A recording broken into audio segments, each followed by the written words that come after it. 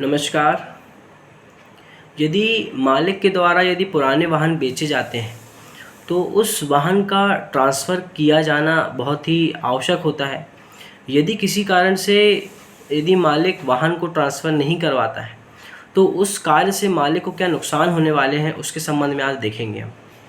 तो वाहन जो होता है वो व्यक्ति की एक संपत्ति मानी जाती है, ठीक है। वाहन से संबंधित सभी लेखे जोखे सरकार अपने पास रखती है। क्षेत्रीय परिवहन कार्यालय के माध्यम से सरकार अपने पास क्या करती है, वाहन से संबंधित सभी जानकारी रखती है। यदि वाहन ट्रांसफ़र कराए जाते हैं तो वाहन ट्रांसफ़र करते समय सरकार को ड्यूटी के रूप में कुछ अमाउंट प्राप्त होता है जो स्टेट गवर्नमेंट के राजस्व में जमा होता है। वर्तमान में क्या होता है, जो वाहन ट्रांसफ़र किए जा रहे हैं आज के समय में, तो वो केवल स्टाम्प के माध्यम से बस कर दिए जाते हैं, जिसको सरकार ने एक तरीके से गैर कानूनी डिसाइड किया है, ठीक है। सिर्फ स्टाम्प के माध्यम से यदि आप अपने वाहन को किसी दूसरे व्यक्ति को ट्रांसफ़र करते हो तो उस कंडीशन में वाहन का मालिकाना हक किसी व्यक्ति के ऊपर ट्रांसफ़र नहीं हो सकता। केवल स्टाम्प बस लिखकर आपके द्वारा वाहन का ट्रांसफ़र किया जाना इस बात को डिसाइड नहीं करता है कि आप अपने दायित्व से पूरी तरीके से मुक्त हो गए हो। स्टाम्प के साथ साथ आपको क्या करना ज़रूरी है कि स्टाम्प के साथ साथ आप एक वैलिड ट्रांसफ़र भी करवाओ। यदि पुराने वाहन को यदि कोई व्यक्ति बेचता है तो 14 दिन के अंदर जो है वो खरीदने वाले व्यक्ति के नाम पर आप क्या करिए, ट्रांसफ़र करवाइए। जो मोटर व्हीकल एक्ट के सेक्शन 50 के अंतर्गत जो है वो आपको वाहन को अपने ट्रांसफ़र करवाना है। अगर खरीदने बेचने वाले जो राज्य हैं यदि अलग अलग हैं, मतलब यदि आप एमपी में ही यदि आप एक स्थान से दूसरे स्थान पर बेच रहे हो तो ठीक है, आप 14 दिन के अंदर ट्रांसफ़र करवाओ।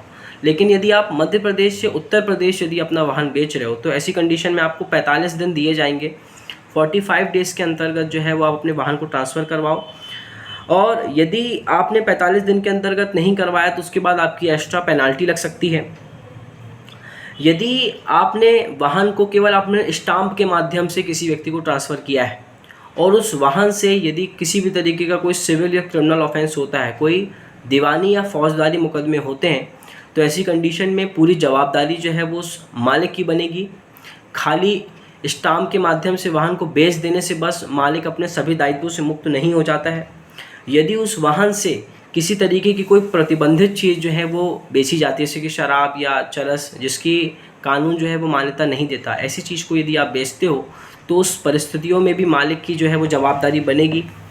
किसी कंडीशन में यदि वाहन से सड़क हादसे हो जाते हैं, यदि वाहन में सड़क हादसे होते हैं तो आईपीसी का section 279, section 337, section 338, section 304A इनके तहत मुकदमा बनता है। किसी मामले में ड्राइवर के अलावा जो उस वाहन का जो मालिक होता है उसके ऊपर भी दायित्व बन जाते हैं।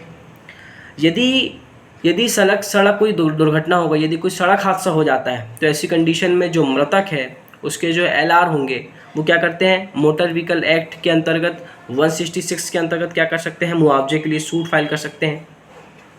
यदि आपने अपने वाहन को क्या किया है, किसी व्यक्ति को ट्रांसफ़र किया है और यदि सामने वाला जिसको आपने अपना वाहन बेचा है, यदि सामने वाला उस वाहन को ट्रांसफ़र नहीं करवाता है तो ऐसी कंडीशन में क्या कर सकते हो, आप उसको रजिस्टर्ड डाक के द्वारा सूचना दे सकते हो। साथ ही साथ उसकी एक शिकायत आप क्षेत्रीय परिवहन कार्यालय में भी आप उसकी शिकायत कर सकते हो। और जब तक सामने वाला उस वाहन को अपने नाम पर ट्रांसफ़र ना करवाए तब तक आप उसको वाहन का कब्जा मत दीजिए। साथ ही साथ आप उस व्यक्ति के विरुद्ध किसी भी तरीके का सिविल या क्रिमिनल सूट भी फाइल कर सकते हो। निष्कर्ष के रूप में मैं ये कहना चाहूँगा कि जब भी आप अपने वाहन को किसी को बेचो तो वाहन बेचते समय केवल आप स्टाम्प के माध्यम से मत बेचो। स्टाम्प के साथ साथ आप उसको एक वैलिड जो ट्रांसफ़र सर्टिफिकेट होता है उसके माध्यम से आप उसको वाहन को बेचो। जो आपका वाहन जो ट्रांसफॉर्मेशन है वो क्षेत्रीय कार्यालय, जो आपका क्षेत्रीय परिवहन कार्यालय है, उसमें वो चीज़ दर्ज हो। धन्यवाद।